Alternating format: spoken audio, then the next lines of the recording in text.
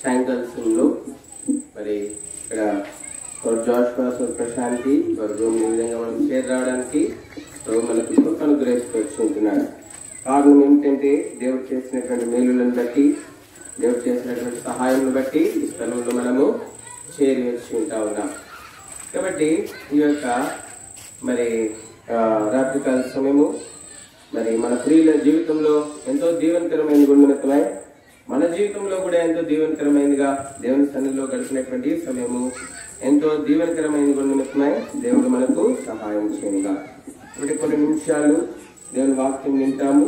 దాని తర్వాత cake cutting, దాని తర్వాత ఆఖరి ప్రార్థన ఆశీర్వాదము మనం కలిగి ఉంటాం.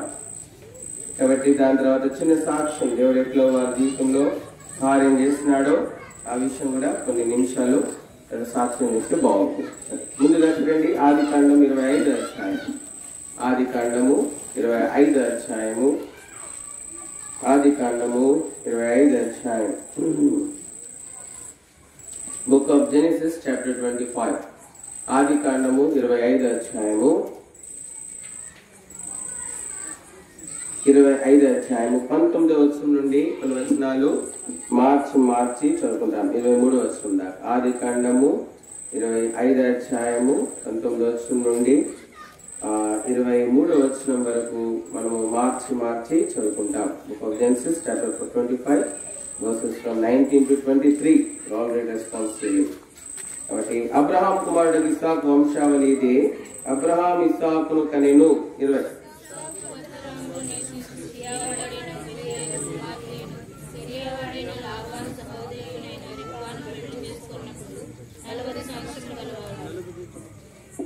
ఇస్సాకు భార్య గుబ్రాలు గనక అతడు ఆమె విషయమై యెహోవాను వేడుకొనెను. యెహోవా అతని ప్రార్థన వినను గనక అతని భార్య అయిన రిబ్కా గర్భవతి ఆయను.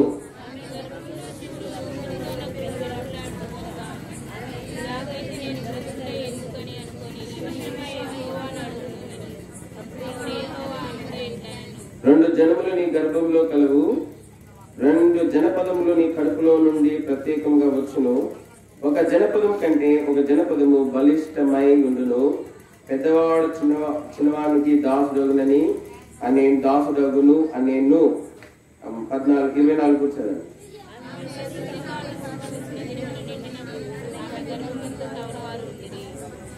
మొదటివాడు ఎర్రనివాడుగా బయటికి వచ్చెను. అతని ఒంటి ఒళ్ళంతయు రోమము వస్త్రం వలె నుండెను గనుక అతనికి ఏశావు అని పేరు పెట్టెను. 26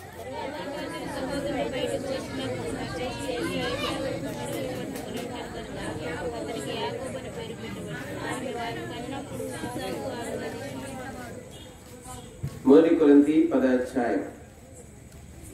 మొదటి కొరింథీ 10వ అధ్యాయము 11వ వచనం అందరం కలిసి చదువుకుంటాం. మొదటి కొరింథీ 10వ అధ్యాయము 11వ వచనం అందరం కలిసి చదువుకుంటాం. మొదటి కొరింథీ 10వ అధ్యాయము 11వ వచనము అందరం కలిసి చదువుకుంటాం. ఈ సంగతులు దృష్టాంతముగా వారికి సంభవించి యుగాంతముందున్న మనకు బుద్ధులు కలుగుటకై రాయబడెను. ప్రార్థన చేసుకున్నాం. ఈ లైట్ కొంచెం మాట తిప్పండి.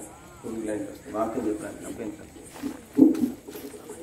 ప్రార్థన. ప్రేమగల తండ్రి, పాటల్లో మీరు చేసిన సాయం పొందనాలు ప్రభా. ప్రార్థిస్తున్నాము, మా సహవాస సమయం కూడా దీవించండి ప్రభా. మెటుకు చదవన భాగంలో మా కొరకు ఎంతో ఆశీర్వాదకరంగా ఉంచండి. మాతో మీరు మాట్లాడండి. మీ స్వరము వినిపింపచేయండి. బలమైన మీ స్వరము ప్రభా మా అందరి అనుభవంలో ఉంచండి. ఈ రాత్రి ప్రభా నీ స్వరం చేత మేము మేలు పొందినట్లు, దీవించబడినట్లు, ఉజ్జీవింపబడినట్లు, పురుకల్పించబడినట్లు, మా సంతోషం పరిపూర్ణమవునట్లు మీరే ప్రభా మీ స్వరం వినిపించి మీరే మహిమ పొందమని ప్రార్థన చేసుకుంటున్నాము. మమ్మల్ని తృప్తిపరచమని ప్రార్థన చేస్తుంటున్నాము. వందనములు చెల్లిస్తూ ఘనత మహిమ ప్రభావాలు మీకు ఆరోపిస్తూ చేరొచ్చిన ప్రతి ఒక్కరిని బట్టి వందనాలు. ఈ మైక్ ద్వారా ఎవరైతే ఈ వాక్యం వింటున్నారో వారిలో మేలు పొందినట్లుగా చేయము ప్రభా. మనకు ప్రేమ మీ ప్రియకుమారుడు మా రక్షకుడైన ప్రభువైన యేసుక్రీస్తు వారు ప్రోక్షణ శిలువ రక్త ప్రోక్షణలోనికి వస్తూ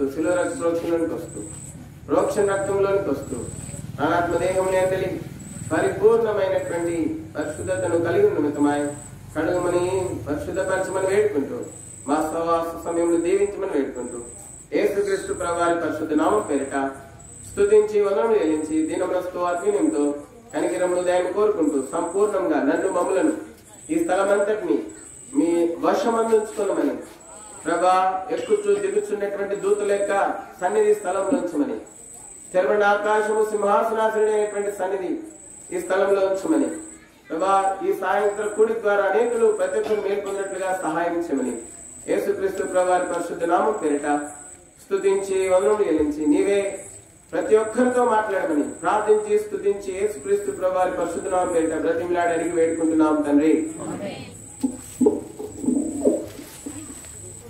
దేవుడు మాట్లాడేవాడు కాబట్టి దేవుడు ఎవరితోనైనా మాట్లాడతాడు. పిల్లలతో మాట్లాడతాడు, దేవుడు పెద్దవాళ్ళతో మాట్లాడతాడు, స్త్రీలతో మాట్లాడతాడు, దాసులతో మాట్లాడతాడు, యజమానులతో మాట్లాడతాడు. దేవుడు ఎవరితోనైనా మాట్లాడతాడు. దేవుడు ఏం చేస్తాడు? ఎవరితోనైనా. అందరూ చాలా నిరాశలో ఉన్నారు, మోకాళ్ళన్నీ దిగులుగా పెట్టుకోవాలి. సరే, దేవుడు అందరితో మాట్లాడతాడు. దేవుడు అందరితో మాట్లాడతాడు. దేవుడు మాట్లాడినప్పుడు మన జీవితాలు ఎంతో మహిమకు మార్చబడేవిగా ఉంటా ఉన్నాయి. ఎప్పుడైతే ఆ దేవుని యొక్క మధురమైన స్వరాన్ని మనం వింటామో మన జీవితంలో ఇహలోక సంబంధమైనటువంటి ప్రతి ఆశ, ఇహలోక సంబంధమైనటువంటి ప్రతి కోరిక అన్ని కూడా చనిపోయేవిగా ఉంటా ఉన్నాయి. ఏమైపోతాయి? అన్ని కూడా చనిపోయేవిగా ఉంటా ఉన్నాయి. మన కొరకు కూడా మనం చనిపోతాం. ఎప్పుడైతే ఆ దేవుని స్వరాన్ని వింటామో ఇంకా దేవుని కొరకే జీవించాలి అనేటువంటి ఆశ మనలో కలిగేదిగా ఉంటా ఉన్నది. ఎందుకు అంటే ఆయన స్వరం అంత జీవం కలిగినటువంటిది, అంత బలమైనటువంటిది, అంత యథార్థమైనటువంటిది, అంత ప్రేమ కలిగినటువంటిది. ఆయన స్వరము మరి మంచి చెడుల గురించి తెలిపేటువంటిది. ఆయన స్వరము మనలో దేవుని కొరకే జీవించాలి అనేటువంటి ఆశను కలిగించేదిగా ఉంటా ఉన్నది. కాబట్టి రాత్రికాల సమయంలో ఇక్కడ చేరవచ్చినటువంటి మనం కూడా దేవుని స్వరాన్ని వినాలనేటువంటి ఆసక్తి మనం కూడా కలిగి ఉండాలి. ఎప్పుడో కాదు, ప్రతిరోజు వినాలి దేవుని స్వరాన్ని. దేవుని వాక్యంలో మరి అపోస్తల కార్యాలు 9వ అధ్యాయంలో ఒక భయంకరమైనటువంటి హానికరుడు, హింసకుడు, దూషకుడు ఉన్నాడు. అపోస్తల కార్యాలు 9వ అధ్యాయంలో హానికరుడు, హింసకుడు, దూషకుడు అనేటువంటి ఒక వ్యక్తి ఉన్నాడు. ఆ వ్యక్తి ఎంతో మందిని బాధించినాడు, హింసించినాడు, చెడ్డ మాటలు వెళ్తున్నాడు. కొంతమందిని అయితే చంపినాడు కూడా. ఆఖరికి కొంతమందిని చంపినాడు, కొంతమందిని అయితే రాళ్లతో కొట్టబడ్డానికి ఈడ్చుకొని వెళ్ళినాడు. కాబట్టి అటువంటి ఒక భయంకరమైనటువంటి ఒక వ్యక్తి ఉన్నాడు అపోస్తల కార్యాలు 9వ అధ్యాయంలో. ఆయన పేరు ఏంటంటే సౌలు. ఏం పేరు ఆయన పేరు? అయితే ఒక ప్రాంతం నుంచి ఇంకో ప్రాంతానికి వెళ్తున్నాడు. దేనికోసం అంటే అక్కడున్న వాళ్ళను కూడా హింసించడానికి కోసమని వెళ్తా ఉన్నాడు. అధికారం తీసుకొని, చేతిలో అధికారం తీసుకొని, అధికార పత్రాలు తీసుకొని వెళ్తా ఉన్నాడు. వెళ్తుంటే ఆ వ్యక్తి కోసము చాలా మంది దేవుని బిడ్డలు ప్రార్థన చేస్తా ఉన్నారు. ప్రభా, ఈ వ్యక్తి మమ్మల్ని హింసిస్తా ఉన్నాడు, ఈ వ్యక్తి మమ్మల్ని బాధిస్తా ఉన్నాడు, మమ్మల్ని దేవుని సేవించకుండా చేస్తా ఉన్నాడు. కాబట్టి ప్రభా, ఈ వ్యక్తి నుండి నీవే మమ్మల్ని కాపాడు అని చెప్పి వాళ్ళు ప్రార్థన చేస్తా ఉన్నారు. ప్రార్థన చేస్తా ఉంటే దేవుడు వాళ్ళ ప్రార్థన ఆలకించినాడు. ఒకరోజు మరి ఆయన దమస్కు పట్టణంకు వెళ్తా ఉంటే మార్గ మధ్యలో దేవుడు ఆయనకి ప్రత్యక్షమైనాడు. దేవుడు ఆయనకు ప్రత్యక్షమై ఆయనతో మాట్లాడినాడు. సౌలా సౌలా, నువ్వు నన్ను ఎలా హింసించుచున్నావు? మునుకోలికి ఎందుకు ఎదురెళ్తున్నావు? మునుకోలికి ఎవరైనా ఎదురెళ్ళగలరండి? ఎదురెళ్తే ఏమైంది? మనకే నష్టమైంది కదా. మునుకోలికి ఎదురెళ్తే ఏమైంది? మనకే నష్టమైతుంది, మనకే హాని కలుగుతుంది. కాబట్టి ప్రభు చెప్తా ఉన్నాడు, దేవునికి విరుద్ధంగా మనం వెళ్తే మనం నష్టం తెచ్చుకునే వారు ఉంటాం. కాబట్టి మరి ఈ యొక్క సౌలుతో దేవుడు మాట్లాడు. సౌలా నన్ను ఎలా హింసించుచున్నావు? ఎందుకు హింసించుచున్నావు? ఆయన అనుకున్నాడు, దేవుడిని నేను హింసిస్తున్నానా? అవును, దేవుని హింసిస్తున్నావు, నన్ను హింసిస్తున్నావు. నా ప్రజలను హింసించినప్పుడు నువ్వు నన్ను హింసించినట్టే. దేవుని ప్రజలను దేవుని సేవించకుండా ఆటంకపరిచినటువంటి వాడు ఉంటూ వచ్చినాడు. అందు నిమిత్తమై దేవుడు ఆ దినాన వ్యక్తితో మాట్లాడాల్సి వచ్చింది. ఆ రోజు దేవుని స్వరాన్ని విన్నాడు సౌలు. ఇంకా తన జీవితం అంతా కూడా మారిపోయింది. ఇంకా మిగిలిన జీవితము దేవుని కొరకు మాత్రమే జీవించినట్లుగా దేవుని వాక్యం పరిశుద్ధం బైబిల్ తెలియజేస్తాం. ఆ విధంగానే మనం ఎటువంటి వారమైనప్పటికీ సరే మనం దేవుని స్వరం వినిన రోజు మన జీవితము మార్చబడేదిగా ఉంటాము. దేవుడు అందరితో మాట్లాడతాడు. పురుషులతో మాట్లాడతాడు, స్త్రీలతో మాట్లాడతాడు, చిన్నపిల్లలతో మాట్లాడతాడు, యవనస్తులతో మాట్లాడతాడు, వృద్ధులతో మాట్లాడతాడు, మరణ పడక మీద ఉన్న వారితో మాట్లాడతాడు. అందరితో మాట్లాడగలిగినటువంటి దేవుడు. అంత మాత్రమే కాదు, దేవుని వాక్యము జీవం కలిగినటువంటి యేసుక్రీస్తు ప్రభువారి గురించి చెప్పే మాట ఏమిటంటే దేవుడు మృతులతో కూడా మాట్లాడతాడండి. ఎవరితో మాట్లాడతాడు? మృతులతో కూడా మాట్లాడతాడు. అందుకే యోహాను సువార్త 11వ అధ్యాయంలో ఒక వ్యక్తి, లాజరు అనే వ్యక్తి చనిపోయి సమాధి చేయబడి 4 దినములు అయిపోయింది. మార్త మరియలు దుఃఖపడతా ఉన్నారు. యేసు వారు పిలిచినప్పుడు రాలేదు. 4 రోజులతో వచ్చినాడు. చనిపోయి సమాధి చేసి 4 రోజులతో వచ్చినాడు. కులిపోయి దుర్వాసన వస్తుంది. ఇప్పుడు ప్రభు చెప్పినాడు మార్త దగ్గర, మార్త ఎక్కడ పెట్టినారంటే మార్త వెళ్ళయ్యా మరి ఇప్పుడు అక్కడికి వెళ్తే వాసన వస్తా ఉంటాడు. సరే నీకు కుదరలేదేమోలే నేను పిలిచినప్పుడు రావడానికి, కాబట్టి ఇంకొద్దులే అంటే ఏది ఎక్కడ పెట్టాలో చూపించండి. సమాధి దగ్గరికి వెళ్ళి తీసుకెళ్ళినారు యేసు వారు. యేసు చెప్పినాడు అక్కడ చనిపోయినటువంటి వ్యక్తితో చెప్పినటువంటి మాట, సమాధి ముందున్నటువంటి రాయిని దొర్లించమని చెప్పినాడు. దొర్లించబడిన తర్వాత యేసు చెప్పినాడు, లాజరు బయటికి రానంగానే పేద మనస్తులతో చనిపోయి 4 దినములై కులిపోయినటువంటి వ్యక్తి తిరిగి సజీవుడై సంపూర్ణ సుస్థితుడై ఆయన బయటికి వచ్చినట్లుగా మనం చూస్తా ఉన్నాం.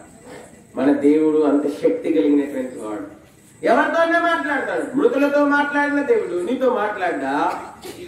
మృతులను సజీవులుగా లేపి లాజరు బయటికి రామని చెప్పి పిలిచి మృతులను సజీవులుగా చేసిన దేవుడు నీతో మాట్లాడ్డా? నీతో మాట్లాడడానికి ఆయన ఇష్టపడతా ఉన్నాడు. కానీ నువ్వే సిద్ధంగా లేవేమో ఆయన మాట వినడానికి.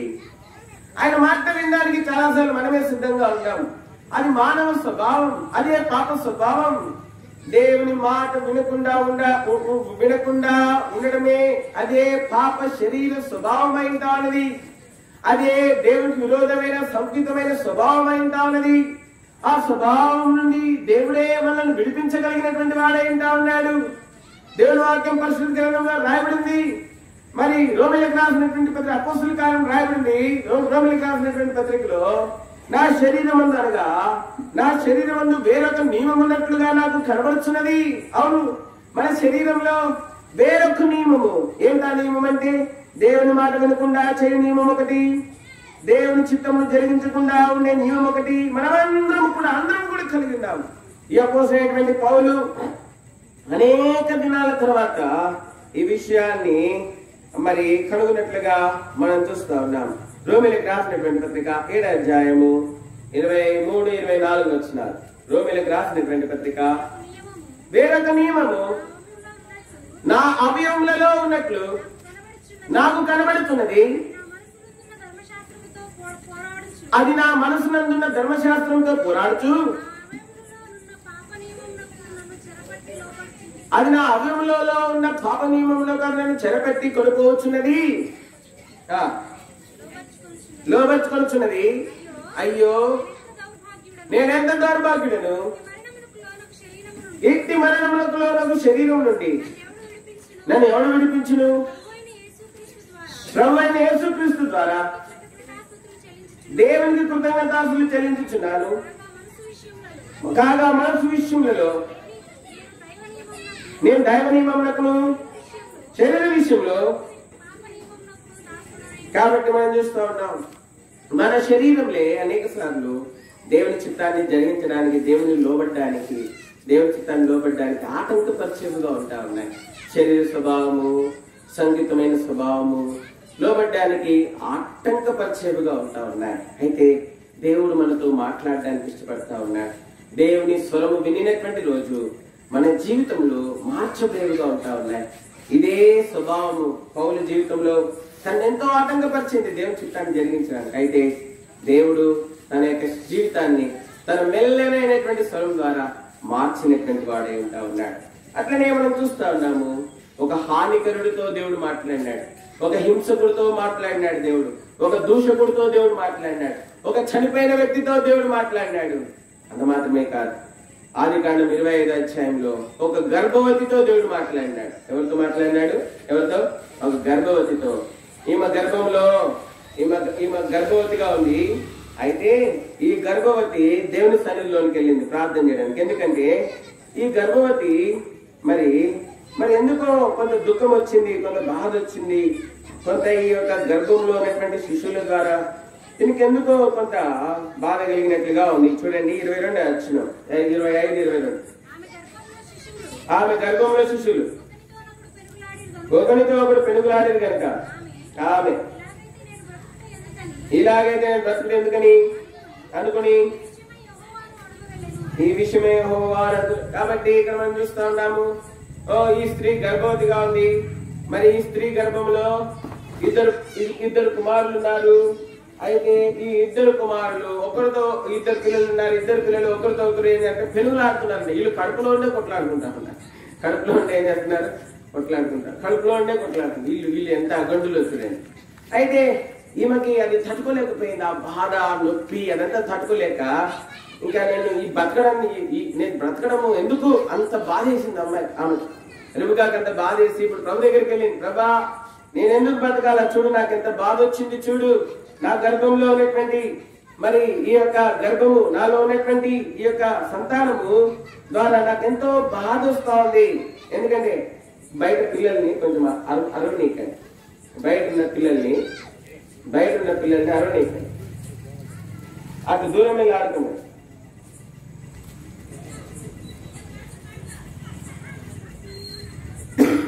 కాబట్టి మనం చూస్తా ఉన్నాం, ఈ గర్భవతి ప్రభు దగ్గరికి వెళ్ళి, ప్రభా, నా గర్భంలో ఉన్నటువంటి పిల్లల్ని నేను మోయలేకపోతున్నాను. వారు ఒకరితో ఒకరు పెనుగులాడుతూ ఉన్నారు. ప్రభా, ఎట్లా ఈ గర్భాన్ని నేను ఎట్లా తీయాలా? నాకు బాధగా ఉంది. నేను బతకడం నాకు ఇష్టం అనిపించడం లేదు అని అంటే ప్రభు చెప్పినాడు. అప్పుడు ఆ గర్భవతితో దేవుడు మాట్లాడినాడు. చూడండి, అప్పుడే ఆమె ఇట్లేను, 2 జనములు ఈ గర్భంలో కలుగు, 2 జనపదములు కడుపులో నుండి ప్రత్యేకంగా వచ్చును. ఒక జనపదం కంటే ఒక జనపదము బలిష్టమైండును. పెద్దవాడు చిన్నవాడికి ఏమవుతాడంట? దాసుడగును. 2 జనాలు ఉన్నాయి, 2 జనపదాలు ఉన్నాయి నీ గర్భంలో. ఇద్దరున్నారు. 2 జనాంగములు ఉన్నాయి.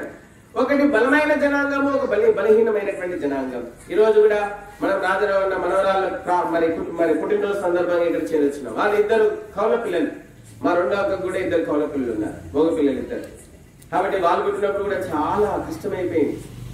ఒకటేమో కిలో 100 గ్రాములు, ఇంకొకళ్ళేమో కిలో 100 గ్రాములు. ఇద్దరు కిలో 100 గ్రాములు, కిలో 100 గ్రాములు ఉన్నాయి. డాక్టర్లు ఏం చెప్తారంటే 30-40% బతక మా చేతుల్లో ఉంది, ఇంకా మా చేతుల్లో లేదు, ఇంకా 40% ఛాన్స్ ఉంది, మరి దాని తర్వాత లేదని చెప్తున్నారు. సరే, ప్రార్థన చేసినాము, దేవుడు సాయం చేసినాడు. ఒక హాస్పిటల్ నుంచి అప్పుడు మా నాన్నగారు మెడికల్ డిపార్ట్మెంట్ లో మెడికల్ డిపార్ట్మెంట్ లో ఉన్నారు, పిఏఓగా జాబ్ చేస్తూ ఉన్నారు. కనుక ఒక మంచి డాక్టర్ గైనకాలజిస్ట్ ఉంటే ఆమెకు ఫోన్ చేసినారు. మేడం ఇట్లుంది పరిస్థితి అంటే, మరి మేడం అప్పుడు డాక్టర్ మా ఇంటి దగ్గర ఉంటారు, డాక్టర్ దీక్షిత్ అని. మరి ఆయన చెప్పినారు, జక్రీ గారు మీరు ఫలానా దగ్గరికి తీసుకెళ్ళండి, ఆ డాక్టర్ మంచి డాక్టర్ అని. సరే, ప్రభు ఆ విధంగా సాయం చేసినాడు. వాళ్ళను హాస్పిటల్ తీసుకెళ్ళినాము. దేవుడు వాళ్ళని బ్రతికించినాడు. ఈ రోజు ఆ పిల్లలు ఇద్దరు ఇంటర్మీడియట్ ఫస్ట్ ఇయర్ చదువుతున్నారు. కాబట్టి మనం చూస్తా ఉన్నాము, ఈ విధంగా ఈ రోజు కూడా 2 ఆడపిల్లలు ఈరోజు సజీవులుగా ఉంచినాడు దేవుడు. అందుకే దేవునికి ఎంతో వందనం. కాబట్టి మనం చూస్తా ఉన్నాం, ఇక్కడ కూడా రెబెక్కా గర్భంలో 2 జనాంగములు ఉన్నట్లుగా మనం చూస్తాము. 2 జనాంగములు ఉన్నాయి. అయితే దేవుడు ముందే చెప్పినాడు రెబెక్కాకి ఏమని, ఒకటి బలమైన జనాంగము, ఒకటి బలహీనమైన జనాంగము. కాబట్టి మనం అనుకుంటాము మన పిల్లలందరూ ఆస్వాదించబడాలనుకుంటాం కదా, అందరూ కూడా ఉన్నతంగా ఉండాలా, అందరూ ఆస్వాదించబడాలా, అందరూ దేవుని సేవించాలనుకుంటాం. అందుకే 1 కొరింథీ 10:11 మనం ఒక మాట చదివినాం. ఈ విషయములన్నీ దృష్టాంతములుగా ఏంటంటే రాయబడి ఉన్నాయి. కాబట్టి మనకి బుద్ధి కలుగుటికే ఇవన్నీ కూడా ఏం చెప్పినాయంట, రాయబడి ఉన్నాయి. కాబట్టి మాట చదువుతాము మరొకసారి. ఈ సంగతులన్నీ దృష్టాంతంగా వారికి సంభవించి యుగాంతమున మనకు బుద్ధి కలుగుటికై ఏమైనా రాయబడి ఉన్నాయి. కాబట్టి ఇప్పుడు రెబెక్కా గర్భం నుంచి వచ్చినటువంటి సంతానము ఒకటేమో బలమైన జనాంగంగా వచ్చింది, ఇంకోటేమో బలహీనమైన జనాంగంగా వచ్చింది. కానీ ఇప్పుడు రాజరావణ మనవరాళ్ళు, లేకపోతే జాషువా సోదరి ప్రశాంతి, వారి ఇద్దరికి ఇచ్చినటువంటి దేవుడు ఇచ్చినటువంటి పిల్లలు, ఇద్దరు బలమైన జనాంగంగానే ఉండాలా? అదే మన దేవాక్ష ఉంటా ఉన్నది. వారిద్దరూ దేవునికి ఇష్టలుగా జీవించాలా? వారిద్దరూ దేవుణ్ణి మహిమపరిచేవారుగా ఉండాలా? ఇద్దరు దేవుని సేవించేవారుగా ఉండాలి. రెబెకా గర్భం నుండి వచ్చినటువంటి యాకోబు ఏశావులే కాక వారిద్దరూ కూడా వారు బలమైన జనాంగంగా, ఆశీర్వదింపబడిన జనాంగంగా ఉండాలని మనము ఆశపడతా ఉన్నాం. అదే ప్రభు నుండి కోరుకుంటా ఉన్నాం. కాబట్టి రాత్రికాల సమయంలో వీరిద్దరూ ఒకరు బలమైన జనాంగముగా, ఒకరు బలహీనమైన జనాంగం ఉండడానికి కారణం ఏంటి అంటే చూడండి, 25 అధ్యాయము 27, 28 వచనాలు. ఆదికాండం 25 అధ్యాయము 27, 28 వచనాలు. ఆ చిన్నవారు ఎదిగినప్పుడు ఏశావు వేటాడుట యందు నేర్పరి అయి అరణ్యవాసిగా ఉండెను. యాకోబు సాధువై గుడారములలో నివసించుచుండెను. కాబట్టి ఇక్కడ మనం చూస్తా ఉన్నాము, ప్రత్యేకమైన అలవాట్లు కూడా వీరికి వేరుగా ఉన్నాయి.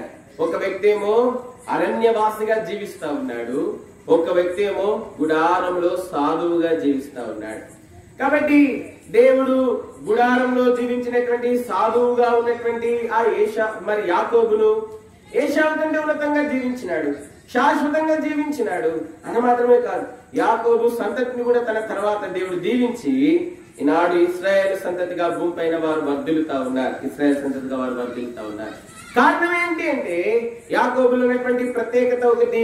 ఏంటా ప్రత్యేకత అంటే గుడారంలో జీవించిన వాడుగా ఉంటా ఉన్నాడు. ఎక్కడ జీవించినాడు యాకోబు? ఎక్కడ జీవించినాడు? గుడారంలో జీవించినాడు. అంత మాత్రమే కాదు, సాధువుగా ఏం చేసినాడు? జీవించినాడు. ఈ అలవాటు ఎక్కడి నుంచి వచ్చింది యాకోబుకి? ఈ అలవాటు ఎక్కడి నుంచి వచ్చింది? హెబ్రీయులకు రాసినటువంటి పత్రిక 11వ అధ్యాయం. ఈ గుడారంలో ఉండేటువంటి అలవాటు, ఈ గుడారంలో జీవించేటువంటి అలవాటు ఎక్కడి నుంచి వచ్చింది యాకోబుకి? చూద్దాము. 11వ అధ్యాయము హెబ్రీయులకు రాసినటువంటి పత్రిక 11వ అధ్యాయము 9వ వచనం చదవండి. విశ్వాసమును బట్టి అతనితో ఆ వాగ్దానములకు సమాన వారసులైన వారిని, సమాన వారసులైన ఇస్సాకు యాకోబు అను వారును గుడారములలో నివసించుచు అన్యుల దేశంలో ఉన్నట్లుగా. కాబట్టి ఇక్కడ మనం చూస్తా ఉన్నాం, ఇక్కడ ఈ గుడార జీవితాన్ని యాకోబు ఎక్కడి నుండి అలవాటు చేసుకున్నాడంటే అబ్రహాం, తన తాత అయినటువంటి అబ్రహాం దగ్గర నుండి అలవాటు చేసుకున్నాడు. ఈ గుడార జీవితాన్ని యాకోబు ఎక్కడ అలవాటు చేసుకున్నాడంటే తన తండ్రి అయినటువంటి ఇస్సాకు దగ్గర ఈ గుడార జీవితాన్ని అలవాటు చేసుకున్నాడు. ఎక్కడ అలవాటు చేసుకున్నాడు ఈ గుడార జీవితం? ఎక్కడ అలవాటు అయింది? ఎక్కడ అలవాటు అయింది? ఎక్కడ అలవాటు అయింది? అబ్రహాం దగ్గర, తాత దగ్గర, తండ్రి దగ్గర ఈ గుడార జీవితం అలవాటు అయింది. కానీ మనం చూస్తా ఉన్నాము, ఇదే ఇంటిలో ఇంకొక వ్యక్తి ఉన్నాడు. ఎవరు? ఏశావు ఉన్నాడు. కానీ ఏశావుకి ఈ జీవితం రాలేదు. ఏశావు ఈ జీవితం, గుడార జీవితాన్ని నేర్చుకోలేదు. ఈ గుడార జీవితాన్ని నేర్చుకోవడానికి ఇష్టపడలేదు. ఏశావు అరణ్యవాసిగా జీవించినాడు. ఏం చేసినాడు? ఏశావు ఎట్లా జీవించినాడు? అరణ్యవాసిగా వేటాడి ఎందుకు ఇష్టపడినాడు. కొంతమంది క్రూరంగా, కఠినంగా ఉంటారు. ఎన్నిసార్లు చెప్పినా మాటినారు. ఎంత మంచిగా చెప్పినైనారు, కఠినంగా చెప్పినైనారు, కొట్టి చెప్పినైనారు, తిట్టి చెప్పినైనారు, కొట్టి చెప్పినైనారు, మంచిగా చెప్పినైనారు, బుజ్జగించి చెప్పినైనారు, గడ్డం పట్టుకుని బతికిలాడినైనారు, ఎన్ని రకాలుగా చెప్పినైనారు. నష్టం వచ్చిన తర్వాత కూడా వినరు. కొంతమంది ఏం చేయరు? నష్టం వచ్చిన తర్వాత కూడా వినరు. కొంతమంది జీవితాన్ని అట్లా పాడు చేసుకుంటారు కొంతమంది. అందుకే దేవుడి వాక్యంలో ఉన్నది, మరి అనేక మంది ఆలోచనకర్తలు ఉండట ఆశీర్వాదకరం. ఏంటంటే అనేక మంది ఆలోచనకర్తలు ఉండట దైవ సంబంధమైనటువంటి ప్రార్థన పరులైనటువంటి దేవుని జ్ఞానం ఎరిగినటువంటి వారు, అటువంటి ఆలోచనకర్తలు మనకున్నట మనకి ఆశీర్వాదకరం. ఈ ఏశావు జీవితంలో అబ్రహాము ఒక ఆలోచనకర్త, ఇస్సాకు ఒక ఆలోచనకర్త. కానీ ఏశావు, అబ్రహాము, ఇస్సాకుల ఆలోచనలు ఎప్పుడు కూడా తీసుకోలేదు. ఏశావుకి ఏం తక్కువ లేదు. వేటాడి తినాల్సినంత అవసరం లేదు ఏశావుకి. ఏశావు తన జీవితంలో ఈ వేటాడడం ఎక్కడ నేర్చుకున్నాడంటే దేవుని వాక్యంలో ఉంది, దుష్ట సాంగత్యము ఏం చేస్తుందంట? మంచి నడవడికను ఏం చేస్తుంది? చెడుపును. కాబట్టి ఏశావు తన జీవితంలో దుష్ట సాంగత్యంలో ఉండవచ్చుంటున్నాడు. ఆ దుష్ట సాంగత్యము ఏశావు జీవితాన్ని ఆశీర్వాదంలో నుండి నష్టంలోనికి, కీడులోనికి, శాపగ్రస్తమైనదిగా ఏశావు జీవితాన్ని మార్చివేసినదిగా ఉంటానది. నీ సాంగత్యం ఎవరితో అన్నది? నీది గుడార జీవితమేనా లేకపోతే అరణ్య జీవితమా? నువ్వు గుడార జీవితం జీవిస్తున్నావా, అరణ్య జీవితం జీవిస్తున్నావా? గుడారము దేవుని ఇంటికి సూచనగా ఉన్నది. అరణ్యము ఈ లోకానుసారమైనటువంటి లోక ఇచ్చలతో జీవించే జీవితానికి సాదృశ్యంగా ఉన్నది. నువ్వు గుడార జీవితం జీవిస్తున్నావా, అరణ్య జీవితం జీవిస్తున్నావా? ఈ రాత్రి నీ జీవితాన్ని పరీక్షించుకోవాల్సినటువంటి వారంగా ఉంటా ఉన్నా. ఈ రాత్రి సోర్ జాషువా, సోర్ ప్రశాంతి వారి పిల్లలైనటువంటి మరి నిత్య ప్రహర్ష, దాని తర్వాత ధన్య ప్రహర్ష, వారిద్దరిని కూడా ధన్య ప్రహర్ష, నిత్య ప్రహర్ష ఇద్దరిని కూడా అంత మాత్రమే మోజెస్, రత్నపాల్ ఈ ముగ్గురిని కూడా ఎటువంటి జీవితం జీవింపజేయడానికి తీర్మానం చేసుకుంటున్నారు అనేది చాలా ప్రాముఖ్యం. తల్లిదండ్రులు అనేటువంటి వారు వారి పిల్లలని గుడార జీవితం జీవించుటకు వారిని ప్రోత్సహించాలా, వారికి నేర్పించాలా, గుడార జీవితాన్ని నేర్పించాలా. దేవుని వాక్యంలో ఉంది మోషే దేవుని సేవిస్తున్నప్పుడు దేవుడు ఇశ్రాయేలు అరణ్యంలో దేవుని సేవించడానికి దేవుడు ఏం చేసినాడు తెలుసా? వారికి ప్రత్యక్షపు గుడారము అను దేవుని మందిరాన్ని వాళ్ళకి అనుగ్రహించినాడు. ఇశ్రాయేలు అరణ్యంలో ఇశ్రాయేలు దేవుని సేవిస్తున్నప్పుడు అరణ్యంలో దేవుడు వాళ్ళకి ఒక మందిరాన్ని ఇచ్చినాడు. దాని పేరు ఏంటి తెలుసా? ప్రత్యక్షపు గుడారము. ఏంటి దాని పేరు? ప్రత్యక్షపు గుడారం. ఆ ప్రత్యక్షపు గుడారంలోనికి మోషే వెళ్తా ఉండేటువంటి వాడు. ఆ ప్రత్యక్షపు గుడారంకున్న ప్రత్యేకత ఏమిటంటే, ఆ ప్రత్యక్షపు గుడారం మీద అగ్నిస్తంభము, మేఘస్తంభము దివారాత్రములు ఉండేది. ఆ ప్రత్యక్ష గుడారం మీద ఏముండేది? అగ్నిస్తంభము, మేఘస్తంభము దివారాత్రులు ఉండేటువంటిదిగా ఉంటా ఉన్నది. కాబట్టి నీ పిల్లలు దివారాత్రము దేవుని చేత కాపాడబడాలి అంటే నీవు నీ పిల్లలని గుడార జీవితంలో అలవాటు చేయాలా. నేటి దినాల్లో మనం గుడార జీవితానికి అలవాటు చేయటం లేదు. మనమే గుడికి పోము. ఇక మన పిల్లలు గుడికి పోతా ఉంటే మనం ఏదో వింతగా చూస్తాం. గుడికి పోయేటప్పుడు ఆపి మరి పని చెప్తాం. మన పిల్లలు గుడికి పోయేటప్పుడు ఒరే ఈ ఒక్క పని చేసుకోరా గుడికి దేవుడు అంటారా? ఇక అట్లా అనేక తల్లిదండ్రులు ఉన్నారా? ఏమో నాకు తెలియదు కానీ. కాబట్టి గుడికి పోతా ఉంటే ఒరే ఒక్క పని చేసుకోరా, ఆ ఒక్క పనితో వాడు గుడి బాయే అన్ని బాయ్. ఆడపిల్లలు బయట పెట్టుకొని గుడికి పోతా నువ్వు చేసింది నువ్వు పెద్ద భక్తురాలు తయారు ఆపు, ఈ వారం పోనవసరం లేదంట. ఎంత భయంకరం. గుడార జీవితాన్ని అలవాటు చేయాలా మన పిల్లలకి. ఏ జీవితాన్ని అలవాటు చేయాలా? గుడార జీవితాన్ని అలవాటు చేయాలి. కాలేజీకి పోకపోతే మాత్రం చాలా తిడతామే మన పిల్లల్ని. గుడికి పోకపోతే మాత్రం ఏమి బాధపడదు. చాలా సార్లు మన జీవితంలో గుడార జీవితాన్ని మన పిల్లలకి నేర్పించాం. గుడార జీవితాన్ని యాకోబు అబ్రహాము దగ్గర, ఇసాకు దగ్గర ఏం నేర్చుకున్నాడు? యాకోబు గుడార జీవితాన్ని నేర్చుకున్నాడు. ఎవరైతే గుడార జీవితం జీవిస్తారో వాళ్ళే సాధువులుగా ఉంటా ఉన్నారు. వాళ్ళు ఏమైంటా ఉన్నారు? సాధువులుగా ఉంటా ఉన్నారు. దేవుని వాక్యం బైబిల్ చెప్తా ఉంది, యెహోవా సాధువులను ఏం చేస్తాడంటే ఆయన ప్రేమించును, కాపాడును. సాధువులను ఆయన ప్రేమించును. కాబట్టి ఆయన సాధువులను కాపాడువాడుగా ఉంటా ఉన్నాడు. కాబట్టి యాకోబు జీవితంలో ఆయన కాపాడబడ్డానికి అని మాత్రమే కాదు, ఆయన ప్రేమించబడ్డానికి ఆ కారణం ఏమిటి అంటే ఆయన గుడార జీవితమే యాకోబుని ఏం చేసింది అంటే కాపాడినట్లుగా చేసింది. దేవుని యొక్క ఉన్నతమైన సంకల్పంలోనికి, ప్రణాళికలోనికి వచ్చుటకు అది సహాయపడినట్లుగా దేవుని యొక్క వాక్యము, పరిశుద్ధ గ్రంథము, బైబిల్ తెలియజేస్తా ఉన్నది. కాబట్టి మనం మన పిల్లలకి గుడార జీవితాన్ని నేర్పించాలా. ఏం జీవితాన్ని నేర్పించాలా? గుడార జీవితాన్ని. దేవుని వాక్యంలో ఉంది, యెహోవా నీ నివాస మందిరమును 26వ కీర్తన 8వ వచనంలో యెహోవా నీ నివాస మందిరమును, నీ తేజోమయముల స్థలమును ఏం చేస్తున్నాను? నేను ప్రేమించుచున్నాను. దావీదు గుడార జీవితాన్ని ప్రేమించినాడు, దేవుని ఇంటిని ప్రేమించినాడు, దేవుని గుడారమును ప్రేమించినాడు. దావీదు కాలంలో కూడా దేవుని మందసం గుడారంలోనే ఉంది. దావీదు దేవుని గుడారమును, దేవుని ఇళ్ళ గుడారమును ఎంతో ప్రేమించినాడు. అందుకే యెహోవా నీ నివాస మందిరమును, నీ తేజోమయమైన స్థలమును నేను ప్రేమించుచున్నాను. నీ పిల్లలు ప్రత్యేకమైన వారిగా, జీవం కలిగినటువంటి దేవుని చేత ఆశ్రయింపబడిన వారిగా ఉండాలి అంటే నీవు నీ పిల్లలకు గుడార జీవితాన్ని అబ్రహాం వలె, ఇస్సాకు వలె నువ్వు నేర్పించవలసినటువంటి వ్యక్తిగా ఉంటావు. ఎవరైతే తమ పిల్లలకు గుడార జీవితమును అనగా దేవుని ఇంటిని ప్రేమించడం నేర్పిస్తారో ఆ పిల్లలు దేవుని దృష్టిలో సాధువులుగా కనబడే వారుగా ఉంటున్నారు. వారిని దేవుడు కాపాడి వారితో నిబంధన చేసి వారికి భూమిని స్వతంత్రింపజేసి వారిని దేశం యొక్క ఉన్నత స్థలంలోనికి ఆయన నడిపించేటువంటి వాడిగా ఉంటా ఉన్నాడు. కాబట్టి నీ పిల్లలు భూమి మీద ఆశ్రయింపబడాలి అంటే, నీ పిల్లలు భూమి మీద బలమైన జనాంగంగా ఉండాలి అంటే నీవు నీ పిల్లలకు గుడార జీవితాన్ని నువ్వు నేర్పించాలా. అదే నీవు నీ పిల్లలకి ఇచ్చేటువంటి నిజమైన ఆశీర్వాదం. అదే నిజమైనటువంటి ఆశీర్వాదం. దేవుని ఇంటికి తీసుకుని వెళ్ళు, చేయి పట్టుకొని తీసుకుని వెళ్ళు, దేవుని ఇంట్లో కూర్చోబెట్టు, మౌనంగా కూర్చోబెట్టడం నేర్పించు, దేవుని వాక్యం నేర్పించు, దేవుని పాటలు నేర్పించు, దేవుని భయభక్తులు నేర్పించు. చూడు నీ పిల్లలు నీకు నీ ముదిమిలో నిన్ను కనుపాప వలె చూసుకునేవారుగా దేవుడు వారిని చేస్తాడు. అదే నిజమైనటువంటి ఆశీర్వాదం. అదే ఆశీర్వాదం. కాబట్టి మనం చూస్తూ ఉన్నాం ఈ రాత్రికాల సమయంలో. కాబట్టి యాకోబు గుడారమందు జీవించి ఎట్లా ఉన్నాడంట? సాధువుగా ఉన్నాడంట. ఎట్లా ఉన్నాడంట?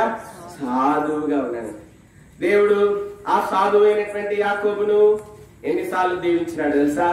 ఎన్నో సార్లు దీవించినాడు. ఆత్మీయంగా దీవించినాడు, భౌతికంగా దీవించినాడు.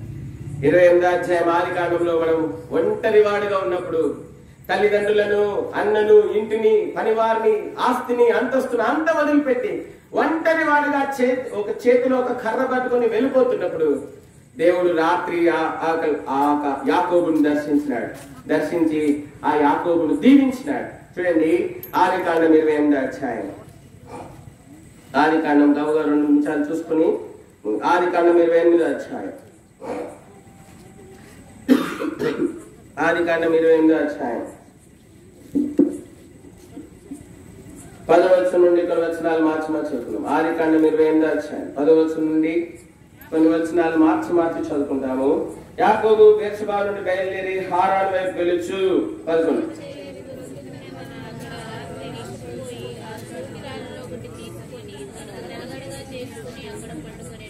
అప్పుడు అతడు ఒక కలగనెను, అందులో ఒక నిచ్చెన భూమి మీద నిలబడి ఉండెను, దాని కొన ఆకాశం నంటెను, దాని మీద దేవుని దూతలు ఎక్కుచు దిగుచుండిరి.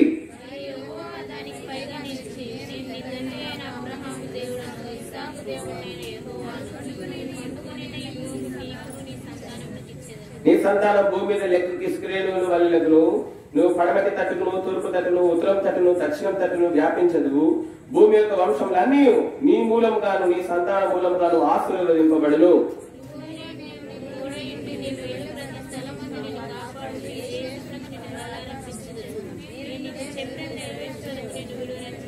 యాకోబు నిద్ర తెలిసి నిశ్చయముగా యెహోవా స్థలమందున్నాడని అది నాకు తెలియకపోయేను.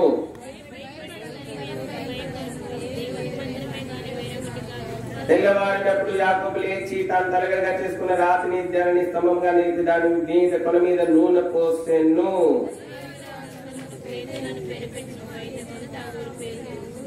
యాకోబును దేవుడు ఆస్వాదించినట్లుగా మనం చూస్తాడు. ఒంటరి వాడిగా ఉన్నాడు. ఒక రోజు వస్తుంది నీ పిల్లల్ని నువ్వు ఒంటరి వాళ్ళగా వదిలిపెట్టాల్సిన రోజు వస్తుంది. ఒక రోజు నువ్వు ఒంటరిగా నీ పిల్లల్ని వేరే స్థలానికి పంపించాల్సిన రోజు వస్తుంది. అటువంటి రోజు నీ జీవితంలో ఎదురైనప్పుడు ఒకవేళ నీ పిల్లలకి గుడార జీవితంలో అలవాటు చేయకుండా ఒకవేళ అట్లనే నీ పిల్లల్ని ఒంటరిగా వదిలిపెట్టాల్సిన రోజు వస్తే ఆ పిల్లలు ఎట్లా ఆస్వాదింపబడతారు? యాకోబుకి గుడార జీవితం నేర్చుకున్నాడు. యాకోబుని ఒంటరిగా పంపించాల్సిన సమయం వచ్చింది. రెబెకాకి ఇసాక్కి. ఆ దినాన ఒంటరిగా వెళ్తున్నప్పుడు దేవుడు యాకోబుని మర్చిపోలేదు. నీ పిల్లలని దేవుడు మర్చిపోకుండా నీ పిల్లల్ని దేవుడు ఆస్వాదించాలి అంటే నువ్వు నీ పిల్లలకి గుడార జీవితము, దేవుని మందిరాన్ని ప్రేమించే జీవితం, దేవుని మందిరంలో కనబడే జీవితాన్ని నువ్వు నేర్పించాలా. దేవుడు నీ పిల్లల్ని ఎప్పుడు కూడా మర్చిపోడు. నువ్వు ఎప్పుడైతే నీ పిల్లల్ని దేవుని ప్రేమించడం నేర్పిస్తావు, దేవుని ఇంట్లో కనబడడం నేర్పిస్తావు, అప్పుడు దేవుడు నీ పిల్లల్ని నువ్వు దూరంగా పంపించవచ్చు. కానీ ఎప్పుడు దేవుడు తనకు దూరంగా నీ పిల్లల్ని పెట్టుకోడు. ఈ రాత్రి నిజంగా నీ పిల్లలు దేవుడికి సమీపంగా ఉండి దేవుడు వారిని జ్ఞాపకం చేసుకుని, నువ్వు వారికి తోడు లేకపోయినా దేవుడు వారిని ఆశీర్వదించాలని నువ్వు ఆశపడితే ఈ రోజే తీర్మానం చేసుకో. తల్లిదండ్రులుగా ఉన్నటువంటి వారు నీ పిల్లలకి గుడార జీవితం నేర్పించు, దేవుని మందిరాన్ని ప్రేమించే జీవితం నేర్పించడానికి తీర్మానం చేసుకో. ఇది మొదలుకొని నా పిల్లలను దేవుని మందిరానికి నడిపిస్తాను, నేను వెళ్తాను, నా పిల్లలకు నేర్పిస్తాను అని చెప్పి తీర్మానం చేసుకో. అప్పుడు నిశ్చయముగా దేవుడు నీ పిల్లల్ని దీవించేటువంటి వాడుగా ఉంటా ఉన్నాడు. ఆ ఇస్సాకు మనం చూస్తా ఉన్నాం, ఇస్సాకు పంపించేస్తున్నాడు.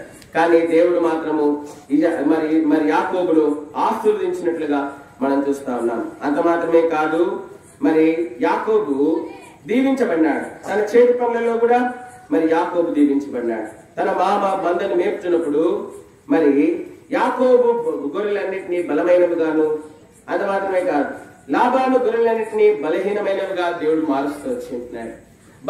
భూమి మీద కూడా ఆస్తిని విస్తారంగా ఇచ్చి ఉన్నాడు. నీ పిల్లలు భూమి మీద చేతులు చాపేవారుగా కాక ఇచ్చేవారుగా నువ్వు ఉండాలి అని ఆశపడితే మీ పిల్లలకి నువ్వు గుడార జీవితం నేర్పించు. ఆదికాండము 30వ అధ్యాయం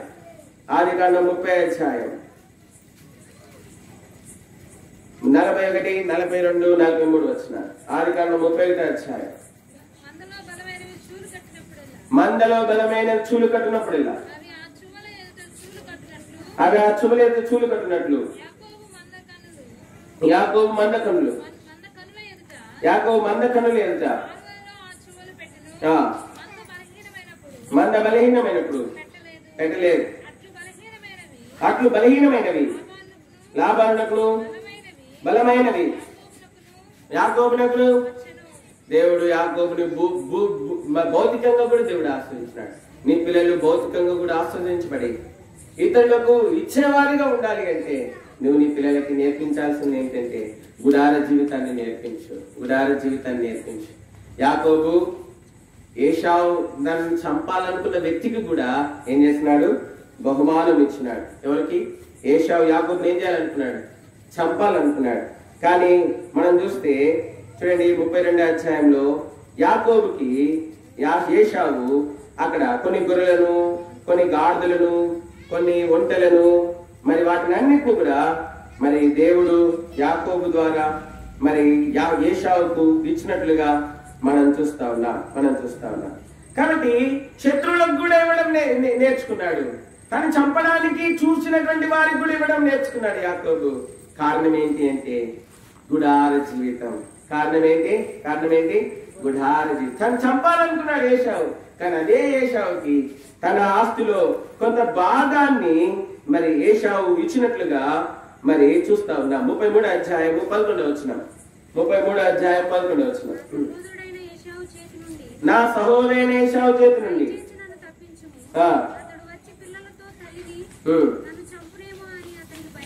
33:11 నేను నీ యొద్దకు తెచ్చిన కానుకను చిత్తగించి పుచ్చుకొనుము.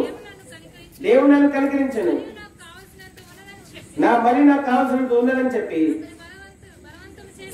అతని బలవంతం చేసిన కనుక అతను పుచ్చుకొని మనం వెళుదుము. చాలు. కాబట్టి మనం చూస్తా ఉన్నాం ఇక్కడ యాకోబు తను చంపజూసిన వ్యక్తికి కూడా తనకు కలిగినటువంటి సంపదలో పాలు అనుగ్రహిస్తూ వచ్చి ఉంటా ఉన్నాడు. యాకోబు జీవితం ఎంత మాదిరిగా ఉంది. యాకోబు ఎంత ఆస్వాదించబడినాడు. యాకోబు దేవుడు భౌతికమైన విషయాల్లో కూడా దేవుడు ఆస్వాదించినాడు. మనం అనుకుంటాము నాలాగా నా పిల్లలు కష్టపడకూడదు అనుకుంటాం. ఏమనుకుంటాం? అందరూ అనుకుంటారా? నాలాగా నా పిల్లలు కష్టపడకూడదు, నాలాగా నా పిల్లలు కన్నీరు పెట్టకూడదు, నాలాగా నా పిల్లలు ఎత్తుక్కోకూడదు. కొన్నిసార్లు ఇంట్లో అవసరం వస్తుంది, మనం ఎక్కడ రూపాయి కూడా పెట్టుంటాం, అప్పటికే అంతే ఎతికేసి అంత తీసేసి ఉంటాం. అయినా కూడా ఒక ఆశ, ఎక్కడో అన్నా ఒక 10 రూపాయలు ఉంటుందేమో, 10 రూపాయలు ఎక్కడ దొరుకుతుందేమో, ఏదన్నీ అవసరం తీరుతుందేమో అని ఎతికిన దగ్గరే ఎదుగుతాం. మనం అంత గొప్ప వాళ్ళం కాదు కదా. ఇప్పుడు ఎతికిన దగ్గరే ఎదుగుతాం. ఎతికి ఎక్కడైనా రూపాయి మనం పెట్టుండము, అయినా కూడా ఎదుగుతాం. ఆశ, ఏదైనా దొరుకుతుందేమో, ఏదో ఈ కష్టంలో మనం గట్టెక్కుతానేమో అని ఆశ. కాబట్టి మనం చూస్తా ఉన్నాం. నీ పిల్లలు నిజంగా ఆశ్రయించబడాలని నువ్వు కోరుకుంటే, నీ పిల్లలు భౌతికంగా కూడా దీవించబడి శత్రువులకు కూడా మరి ఇచ్చేవారుగా ఉండాలని నువ్వు కోరుకుంటే నీ పిల్లలని గుడార జీవితం నేర్పించు. నీ పిల్లలకి ఏం జీవితం నేర్పించాలా? గుడార జీవితం నేర్పించు. దేవుని మందిరాన్ని ప్రేమించే జీవితం నేర్పించు. అంత మాత్రమే కాదు, ఇక్కడ మనం చూస్తా ఉన్నాము చూడండి, ఇక్కడ తిరిగి యాకోబు ఇంకా ముందుకు వెళ్ళినప్పుడు మనం చూస్తే దేవుడు యాకోబును ఆశీర్వదించినట్లుగా మనం చూస్తా ఉన్నాం. ఎట్లా ఆశీర్వదించినాడంటే, యాకోబు నుండి ఇశ్రాయేలును కొత్త నామాన్ని దేవుడు యాకోబుకు అనుగ్రహించినాడు. 32వ అధ్యాయము, ఆదికాండము 32వ అధ్యాయం 24వ వచనం నుండి కొన్ని వచనాలు మార్చి చదువుతున్నాం. ఆదికాండము 32వ అధ్యాయము 24వ వచనం నుండి కొన్ని వచనాలు మార్చి చదువుకుంటాం. 24వ వచనం, తాను అతని 22వ వచనం, ఆ రాత్రి అతడు లేచి తన ఇద్దరు భార్యలను, తన ఇద్దరు దాసులను, తన 11 మంది పిల్లలు తీసుకుని యబ్బోకులో దాటిపోయాను. 23,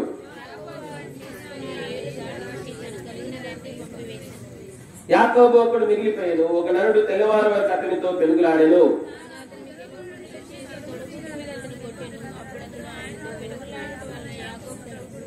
ఆయన తెల్లవారుచున్నది కనుక నన్ను పోనిమ్మనగా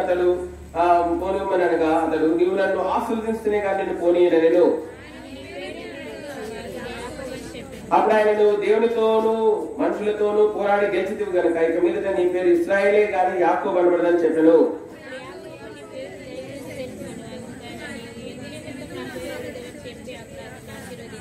యాకోబు, నేను ముఖాముఖిగా దేవుని చూచి ఆయన నా ప్రాణం దక్కిన ఆ స్థలం నాకు పెనీయేలు పేరు పెట్టెను.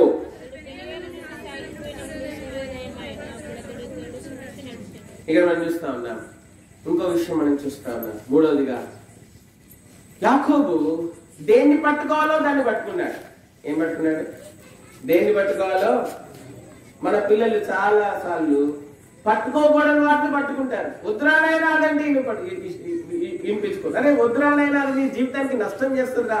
వద్దమ్మా, అది నీ జీవితానికి నష్టం తీసుకొస్తుందమ్మా, దయచేసి అది వదిలిపెట్టమ్మా, ఒక్క విషయంలో నా మాటినమ్మా, ఒరే ఒక్క విషయంలో నా మాటినరా అని చెప్పి బతిమలాడుతూ ఉంటారు. నాకు అదే కావాలంటాడు, నాకు అదే కావాలి, నాకు అదే కావాలి. యాకోబు జీవితంలో మనం చూస్తే దేన్ని పట్టుకోవాలో దాన్ని పట్టుకుంటున్నాడు. ప్రభు పాదాలు పట్టుకున్నాడు. నన్ను ఆశీర్వదించు ప్రభా, నన్ను ఆశీర్వదించు ప్రభా. ఆయన జీవితంలో తెలుసుకున్న సత్యం ఏంటంటే, దేవుడు నన్ను ఆశీర్వదిస్తే నిత్యము నేను ఆశీర్వదింపబడిన వాడిగా ఉంటాను.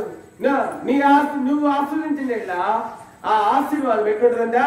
నిత్యము నిలిచిండును. నిత్యుత్వం కొరకై మనము ఆశీర్వదింపబడేటువంటి వారంగా ఉంటాను. దేవుడు ఆశీర్వదిస్తే, దేవుని చేత ఆశీర్వదించబడితే మనము నిత్యత్వం కొరకై మనము ఆశీర్వదించబడేటువంటి వారంగా ఉంటా ఉన్నాం. 2వ సమూయేలు 7వ అధ్యాయంలో మనం చూస్తే అక్కడ దావీదు జీవితంలో ఆ అనుభవాన్ని మనం చూస్తా ఉన్నాం. చూడండి, 2వ సమూయేలు గ్రంథము 7వ అధ్యాయం 29వ వచనం, దయచేసి నీ దాసునైన నా కుటుంబం నిత్యము నీ సన్నిధి ఉండినట్లుగా దాన్ని ఆశీర్వదించుము. యెహోవా నా ప్రభువా, నువ్వు సెలవిచ్చున్నావు, నీ ఆశీర్వాదం ఉంది, నీ ఆశీర్వాదం ఉంది, నా కుటుంబం నిత్యము ఆశీర్వదింపబడుగాక. ప్రభా, నా కుటుంబం నీ సన్నిధిలో ఉండునట్ల నిత్యము ఉండాలా. నా కుటుంబము ఎట్లుండాలా? నా కుటుంబం నీ సన్నిధిలో నిత్యము ఉండాలా. దావీదు తన కుటుంబం కొరకు దీవెన కోరుకుంటున్నాడు. యాకోబు తన కొరకు దీవెన కోరుకుంటున్నాడు.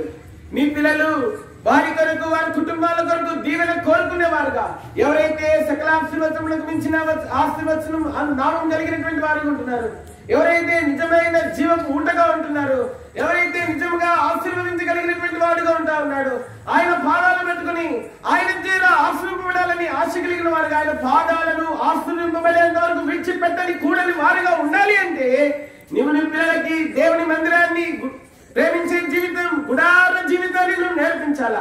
యాకోబు దేవుని పాదాలు పట్టుకున్నాడు. నువ్వు నన్ను ఆశీర్వదిస్తేనే కానీ నేను నీ పాదాలు వదిలిపెట్టను. అది మాత్రమే కాదు, దావీదు దేవుని సన్నిధిలో కూర్చొని మాట్లాడుతున్నాడు. అయ్యా, నువ్వు ఆశీర్వదిస్తే నా కుటుంబం నిత్యం ఆశీర్వదించబడుతుంది, కాబట్టి నువ్వు నన్ను ఆశీర్వదించు. యాకోబు ఆశీర్వదించబడినాడు, ఏశావు ఆశీర్వదించబడినాడు.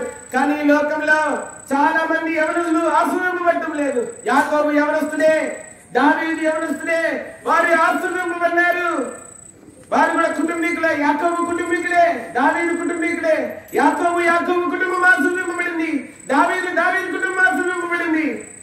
దేవుని ఇంటికి వస్తున్నాం కానీ మనం ఆశీర్వదింపలేకపోతున్నాం. కారణం ఏంటంటే దేన్ని పట్టుకోవాలో తెలియదు, ఎవరి పాదాలు పట్టుకోవాలో తెలియదు, దేన్ని పట్టుకోవాలో తెలియదు. నేర్తరానికి యాకోబు దేవుని సన్నిధానం ప్రత్యక్షమైనప్పుడు దక్కను పట్టుకున్నాడు దేవుని పాదాలు. ప్రభా నువ్వు ఆశీర్వదిస్తే కానీ నేను నీ పాదాలు వదిలిపెట్టాను.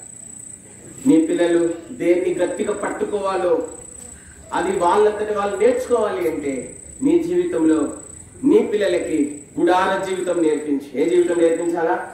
గుడార జీవితం. దేవుని మందిరాన్ని ప్రేమించే జీవితం నేర్పించి. దేవుని మందిరాన్ని తీసుకునిరా దేవుని మందిరాన్ని. అప్పుడు చూడు నీ సంతానం భూమి మీద ఎంత బలమైనదిగా ఉంటుందో, అప్పుడు చూడు నీ జీవితం ఎంత సమాధానకరమైనదిగా ఉంటుందో, అప్పుడు చూడు నీ పొలిమేరల్లో ఎంత గొప్ప సమాధానం ఉంటుందో, అప్పుడు చూడు నీ ఇంటిలో దేవుని యొక్క మహిమైశ్వర్యం ద్వారా సమస్తం ఎట్లా సమృద్ధిగా ఉంటుందో, అప్పుడు చూడు నీ ముఖం నుండి ఎంత గొప్ప నవ్వు ఉంటుందో, అప్పుడు చూడు నువ్వు చేయడంతయు సఫలమయ్యేదిగా ఉంటా అన్నది. కారణం ఏంటంటే నీ పిల్లలకు గుడార జీవితం నేర్పించు, దేవుని ఇంటిని ప్రేమించే జీవితం నేర్పించు. అంత వారు అప్పుడు దేవుని పాదాలు పట్టుకుని వారు ప్రభా నన్ను ఆశీర్వదించండి అడిగేటువంటి వారిగా ఉంటా ఉన్నారు. ఏది పట్టుకోవాలో అదే పట్టుకుంటారు, ఏది పట్టుకోకూడదో అది పట్టుకోరు. యాకోబుకి ఎవరి పాదాలు పట్టుకోవాలో తెలుసు కానీ ఏశావుకి ఏం పట్టుకోవాలో తెలియదు. ఏశావు తన జీవిత కాలం అంతట్లో విల్లు ఖడ్గము కత్తి పట్టుకుని జీవించినాడు. యాకోబు తన జీవిత కాలం అంతట్లో దేవుని పాదములు పట్టుకొని జీవించినాడు. అందుకే యాకోబు ఏశావు వయసులో యాకోబు కంటే పెద్దవాడే ఉండొచ్చు కానీ ఆశీర్వాదంలో, దీవెనలో, క్షేమంలో, నెమ్మదిలో, అన్నిటిలో ఏశావు కంటే యాకోబే గొప్పవాడు, పెద్దవాడుగా ఉన్నాడు. అందుకే దేవుడు సందర్భంలో అన్నాడు, యాకోబు నా జ్యేష్ఠ కుమారుడు కాదా? వయసును బట్టి పుట్టుక సమయాన్ని బట్టి చూస్తే ఏశావు పెద్దవాడు కానీ మిగిలిన అన్ని విషయాలలో యాకోబే పెద్దవాడు. మిగిలిన అన్ని విషయాల్లో యాకోబే పెద్ద. అందుకే దేవుడు అన్నాడు ఒక స్థలంలో, యాకోబు నా జ్యేష్ఠ సంతానం అన్నాడు. ఏశావుని జ్యేష్ఠత్వాన్ని కూడా తీసేస్తున్నాడు ఏశావు దగ్గర నుంచి. కాబట్టి వయస్సు కాదు ప్రాముఖ్యమైంది. నీ పిల్లలకి చిన్నతనంలోనే నిజమైన దీవెన మీద వారు గ్రహింపగలిగిన వారు ఉండాలంటే నీ పిల్లల్ని దేవునికి నడిపించు. మూడవదిగా ఆఖరిగా 4వ విషయం చెప్తాను.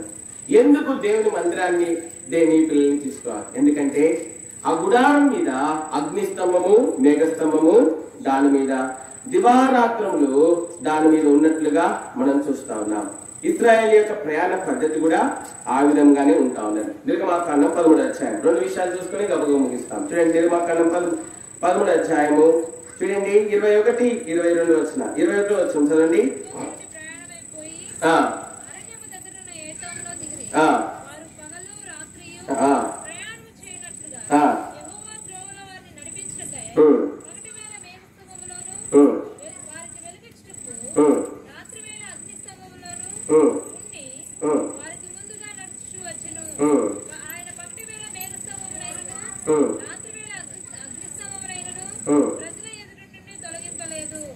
కాబట్టి మనం చూస్తా ఉన్నాము. చూడండి, నిర్గమాకాండం 33వ అధ్యాయము 9వ వచనం కూడా చదవండి. ఒక మాట చదవండి. మోషే ఆ గుడారంలోకి పోయినప్పుడు మేఘస్తంభం దిగి ఆ గుడారం ద్వారం నిలువగా. దేవుని ఎందుకు నీ పిల్లలకు గుడార జీవితం నేర్పించాలి అంటే దేవుని మందిరాన్ని, దేవుని సన్నిధి ఉంటుంది అక్కడ. రెండోదిగా అక్కడ దేవుడు మాట్లాడతాడు. మూడోదిగా చూస్తే గుడార అనుభవాలు చూస్తే మూడోదిగా మనం చూస్తే అక్కడ దేవుడు మందసం ఉంటది, అక్కడ దేవుని యొక్క దీప వృక్షం ఉంటది, అక్కడ దేవుని యొక్క సన్నిధి రొట్టెలు ఉంటాయి, అక్కడ అక్కడ గంగాలం ఉంటుంది, నీళ్లతో శుద్ధి చేసుకునేటువంటి గంగాలం ఉంటుంది, అక్కడ బలిపీఠం ఉంది, ఇతడి బలిపీఠం ఉంది. అంత మాత్రమే కాదు, అక్కడ సుగంధ ద్రవ్యములు అర్పించినటువంటి బంగారు బలిపీఠం కూడా ఉంది. ఈ అనుభవాలన్నీ కూడా ఇవన్నీ కూడా ఆశీర్వాదంగా నీ యొక్క పిల్లల జీవితంలో మారేవిగా ఉంటా ఉన్నాయి. దేవుని సన్నిధి ఉన్న స్థలంలోనికి, దేవుని స్వరం వినపడే స్థలంలోనికి, దేవుని యొక్క వెలుగు ఉన్న స్థలంలోనికి, దేవుని యొక్క జీవము ఉన్న స్థలంలోనికి, దేవుని వాక్యం చేత శుద్ధి చేసే స్థలంలోనికి, దేవునికి ఎట్లు తమ తాము అర్పించుకోవాలో తెలియజేసే స్థలంలోనికి, దేవుని యొక్క పరిశుద్ధత ఉన్నటువంటి స్థలంలోనికి నీ పిల్లల్ని నడిపిస్తే అవన్నీ నీ పిల్లల జీవితం మీద ఎంత ప్రభావం చూపిస్తాయి. కాబట్టి ఆ విధంగా నీ పిల్లలను ఈ లోక మాలిన్యం నుండి కాపాడుకుని నువ్వు బలమైన సంతతిగా నీ పిల్లల్ని రానున్న తరంలో ఈ భూమికి ఆశీర్వాదకరమైన వారిగా నువ్వు నిలబెట్టగలిగినటువంటి వ్యక్తులుగా ఉంటా ఉన్నాం. కాబట్టి ఇక్కడ రాయబడింది ఆదికాండం 25వ అధ్యాయంలో మనం చూస్తా ఉన్నాం. యాకోబు ఎటువంటి వాడంటే 25వ అధ్యాయము 27వ వచనం అందరం కలిసి చదువుతున్నాం. ఆదికాండం 25:27 వచనం. ఆదికాండం 25:27 వచనం అందరం కలిసి చదువుతున్నాం. ఆ చిన్నవారు ఎదిగినప్పుడు ఏశావు వేటాడుట యందు నేర్పరి అయి అరణ్యవాసిగా నుండెను. యాకోబు సాధువై గుడారంలో. నీ పిల్లలు అరణ్యవాసులుగా ఉండాలా? నీ పిల్లలు మరి గుడారవాసులుగా ఉండాలా? తీర్మానం నీది. అరణ్యంలో ఏ ఆశీర్వాదం దొరకదు. ఈ లోకంలో ఏ ఆశీర్వాదం దొరకదు. ఈ లోకంలో ఉన్నదంతా నేత్రాశ శరీరాశ జీవడం. ఈ లోకంలో ఏ ఆశీర్వాదం దొరకదు. గుడార జీవితంలో జీవించే వారే ఆశీర్వదింపబడతారు. కాబట్టి నీ పిల్లలు అరణ్యవాసులుగా ఉండాలా, గుడారవాసులుగా ఉండాలనేది తీర్మానం చేసుకో. కాబట్టి ఈ తీర్మానం నీదే. యాకోబు ఈ గుడార జీవితాన్ని అబ్రహాము ఇస్సాకు నుండి నేర్చుకున్నాడు. కానీ ఏశావు ఈ గుడార జీవితాన్ని నేర్చుకోలేదు. లోకానుసారంగా జీవించడానికి నేర్చుకున్నాడు. అరణ్యవాసిగా జీవించడానికి ఇష్టపడినాడు. కానానీయులను అన్యులతో మరి సాంగత్యం చేసి మరి తన జీవితంలో గుడార జీవితాన్ని ఎంతో ద్వేషించినాడు. అంత మాత్రమే కాదు, ఏశావు జీవితంలో ఒకరోజు ప్రాణం పోయే స్థితికి వచ్చింది. ఆకలి ద్వారా ప్రాణం పోయే స్థితికి వచ్చింది. ఆ రోజు అరణ్య జీవితం ఏశావు ప్రాణాన్ని కాపాడలేదు. కానీ ఏశావు ప్రాణాన్ని కాపాడింది ఎవరంటే గుడారంలో ఉన్నటువంటి యాకోబే కాపాడినాడు. ఆ రోజు ఏశావు అనుకునుంటే, యాకోబు నీ జ్యేష్ఠత్వపు హక్కును నాకు అమ్మితే నేను నీకు అన్నం పెడతానంటే అప్పుడు యాకోబు ఏశావు అని ఉండొచ్చు, రే జ్యేష్ఠుడిగా చనిపోవడం నాకు ఆశీర్వాదకరం, నాకు ఈ ఆహారం అవసరం లేదు, నేను జ్యేష్ఠుడిగా చనిపోవడానికి సిద్ధంగా. ఆ రోజు ఆ గుడారంలోకి వచ్చినాడు. ఆ గుడారంలో ఒక మంచి తీర్మానం ఆ రోజు ఏశావు చేస్తుంటే ఏశావు కూడా ఆశీర్వాదకరమైన బలమైన సంతతిగా ఉండేటువంటి వాడు. కానీ ఏశావు అటువంటి తీర్మానం చేయలేకపోయాడు. కారణం ఏంటంటే ఏశావు సంపూర్ణంగా లోకం యొక్క వశంలోకి వెళ్ళిపోయినాడు. అప్పటికే ఏశావు సంపూర్ణంగా ఎక్కడికి వెళ్ళిపోయినాడు? లోకం యొక్క వశంలోకి వెళ్ళిపోయినాడు. కాబట్టి రాత్రి కాల సమయంలో మనము మన పిల్లలు గుడారవాసులుగా ఉండి, యాకోబు వలె సాధువులుగా ఉండి, యాకోబు వలె దేవుని చేత ఆశీర్వదింపబడిన వారే, దేవుని చేత నడిపించబడే వారిగా ఉండాలన్నది మరి దేవుని యొక్క ఉద్దేశమై కావాలి. అంత మాత్రమే కాదు, ఏశావు మరి యాకోబు వలె దేవుని చేత ఆశీర్వదింపబడిన వారు. నువ్వు ఒంటరిగా పంపించినా కూడా దేవుడు మర్చిపోడు. నువ్వు గుడార జీవితాన్ని వాళ్ళకి నేర్పిస్తే, ఆ విధమైనటువంటి వారిగా నువ్వు ఉండాలి అని ఆశపడితే గుడార జీవితం, దేవుని ప్రేమించే జీవితం నేర్పించు. రెండోదిగా, నీ పిల్లలు భౌతికంగా కూడా ఆశీర్వదింపబడాలి అంటే దేవుని మందిరాన్ని నడిపించు. దేవుని మందిరాన్ని ప్రేమించిన వారిని దేవుడు రాజులుగా చేసినాడు. దావీదు యెహోవా నీ నివాస మందిరం నీ తేజోమయ నేను ప్రేమించున్నానని చెప్పినాడు. దావీదు గుడారంలో ప్రేమించినాడు. గుడారంలో ప్రేమించినటువంటి గొర్రెల కాపరి అయినటువంటి దావీదును దేవుడు గొర్రెల కాపరిగానే ఉంచలేదు, కానీ రాజుగా చేసినాడు. అయితే నీ పిల్లలు భౌతికంగా కూడా ఆశీర్వదింపబడాలి అంటే గుడార జీవితం నేర్పించు. దేవుని మందిరాన్ని ప్రేమించడం నేర్పించు. దేవునిలో భయభక్తుల్లో కూర్చోడం నేర్పించు. దేవుని వాక్యం నేర్పించు. దేవుని సన్నిధిని ప్రేమించడం నేర్పించు.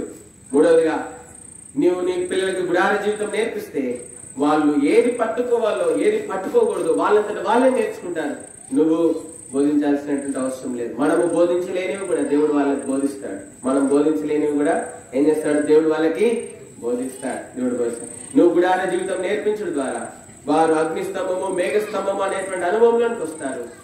అంత మాత్రమే కాదు, దేవుని దీపమైనటువంటి దేవుడు, వెలుగైనటువంటి దేవుని చేత నడిపించబడేటువంటి అనుభవంలోకి వస్తారు. జీవాన్ని పొందుకునేటువంటి అనుభవంలోకి వస్తారు. దేవునికి తమ తాము ఎట్లు ప్రతిష్ఠించుకోవాలని నేర్చుకునేటువంటి అనుభవంలోకి వస్తారు. తమను తాము ఎట్లు శుద్ధి చేసుకోవాలలో వాళ్ళలో ఉన్న అపవిత్రత ఏంటో వాళ్ళంతటా వాళ్ళు తెలుసుకుని వాళ్ళంతటా వాళ్ళు ప్రభు రక్తం చేత శుద్ధులుగా దేవునికి తమ తాము ప్రతిష్ఠించుకునేటువంటి అనుభవంలోకి వస్తారు. ఈ అనుభవంలో నీ పిల్లలు వచ్చి భూమి మీద బలమైన సంతతిగా వర్ధిల్లి దేవుని నామానికి మహిమ తీసుకొచ్చి నీకు సంతోషాన్ని నీకు క్షేమాన్ని తీసుకురావాలి అంటే నీ పిల్లల్ని గుడార జీవితం నేర్పించు. దేవునింటిని ప్రేమించే జీవితం నేర్పించు. ఆ విధంగా నీవు నీ పిల్లలు వర్ధిల్లాలని మరి ప్రశాంతి సోదరి జోషువా వారి యొక్క ఈ ముగ్గురు పిల్లలు, మరి రతన్ రాజు, అది మోజస్ రతన్ రాజు, దాని తర్వాత ధన్య ప్రహర్ష, దాని తర్వాత నిత్య ప్రహర్ష, ఈ ముగ్గురు కూడా యాకోబు వలె గుడార జీవితం నేర్చుకుని మరి వారు యాకోబు వలె ఆశీర్వదింపబడాలని హృదయపూర్వకంగా దేవుని దాసులంగా కోరుతున్నాం. అటువంటి జీవితం వారు కలిగి ఉండకై దేవుడి లేఖన వచనం ఏదైతే బయలుపరచబడిందో ఆ లేఖన వచనం యొక్క వెలుగులో వారి జీవితం కట్టబెట్టకే దేవుడి లేఖన వచనంలో వారి జీవితంలో సంపూర్ణంగా నెరవేర్చి ఇక్కడ కూర్చున్నటువంటి అనేకమైన తల్లిదండ్రుల యొక్క పిల్లల జీవితంలో కూడా ఈ లేఖనము దేవుడు నెరవేర్చును గాక. దేవుడి మాటల్ని దేవుడు దీవించును గాక. ప్రార్థన చేస్తాం. కేక్ తీసుకురండి. కేక్ తీసుకుని వస్తే కేక్ తీసుకుని రండి. తల్లిదండ్రులు రండి. దాని తర్వాత మరి తాత అవ్వలు కూడా ఉంటే దయచేసి రండి.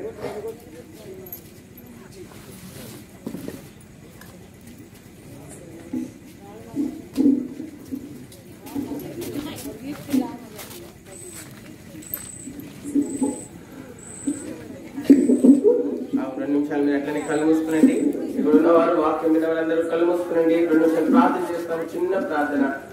తల్లిదండ్రులు అయినటువంటి వారు ప్రాముఖ్యంగా పిల్లలున్న తల్లిదండ్రులు, యవనస్తులు, చిన్న పిల్లలు అందరూ కూడా ప్రాముఖ్యంగా ఈ రాత్రి కలిసి 2 నిమిషాలు ఒక తీర్మానం చేసుకోండి. ప్రభా, యాకోబులాగా నాకు గుడార జీవితం నేర్పించు, నేను నిన్ను ప్రేమించడం నేర్పించు ప్రభా.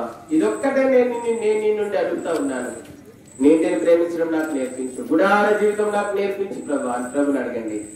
ప్రభు మిమ్మల్ని దీవించాలని, ఆ గుడార జీవితమే మీకు దీవెనకరంగా మారుతుంది, మీకు ఆశీర్వాదకరంగా మారుతుంది. కాబట్టి ఆ జీవితాన్ని ప్రభు నుండి అడగండి. ప్రభా, నాకు గుడార జీవితం నేర్పించు, నేను ప్రేమించడం నేర్పించు, దావీదులాగా యాకోబులాగా నీటిని ప్రేమించడం నేర్పించు ప్రభా. వారి వలె, దావీదు వలె, యాకోబు వలె నీటిని ప్రేమించడం నేర్పించు ప్రభా. నేర్పించండి ప్రభుని అడిగాను. ప్రభు సాయం చేస్తారు. ఈ తీర్మానం చేస్తున్నాండి, ప్రార్థన చేస్తాం. ఈ తీర్మానం చేసుకోవాల్సిందిగా మనం చేస్తా ఉన్నాం. తల్లిదండ్రులు లేనటువంటి వారు, యవనస్తులు లేనటువంటి వారు సార్ ప్రేమల తండ్రి, మానవ అందుబాటులో విత్తబడిన వాక్యంకి వందనాలు. విత్తబడిన వాక్యము మీరు ఇక్కడ ఫలింప చేసి ప్రభా, గుడార జీవితం యాకోబు వలె ఇక్కడ చేరి ఉన్నటువంటి తల్లిదండ్రులు వారి పిల్లల విషయమై, వారి పిల్లల్ని గుడార జీవితము కలిగి నిమిత్తమై వారి పిల్లల్ని చేయి పట్టుకుని దేవునికి నడిపించేవారుగా, దేవుడిని ప్రేమించడం నేర్పించేవారుగా వారు ఉంచారు. యాకోబు గుడార జీవితాన్ని అబ్రహాము, ఇస్సాకు దగ్గర నేర్చుకున్నాడు. ఇక్కడ ఉన్నటువంటి యవనస్తులు ఈ గుడార జీవితాన్ని వాళ్ళ తల్లిదండ్రుల ద్వారా నేర్చుకుంటకు మీరు సహాయం చేయండి. అంత మాత్రమే కాదు ప్రభా, మీకు యవనస్తులు లేనటువంటి వారు, వాక్యం మీద వారు గుడార జీవితం యాకోబు వలె, దావీదు వలె గుడార జీవితాన్ని నేర్చుకోవడానికి, గుడార జీవితాన్ని ప్రేమించడానికి వారు కూడా కృపను అనుగ్రహించండి. మితబడిన వాక్యం మానవ అందుబాటులో ఇక్కడ ఫలింప చేయండి. మితబడినది విన్న వాళ్ళందరికీ ప్రయోజనకరంగా ఉండేది సాయం చేయండి. యేసు పరిశుద్ధ నామమున ప్రార్థించి స్తుతించి బ్రతిమలాడి వేడుకుంటున్నాం తండ్రి.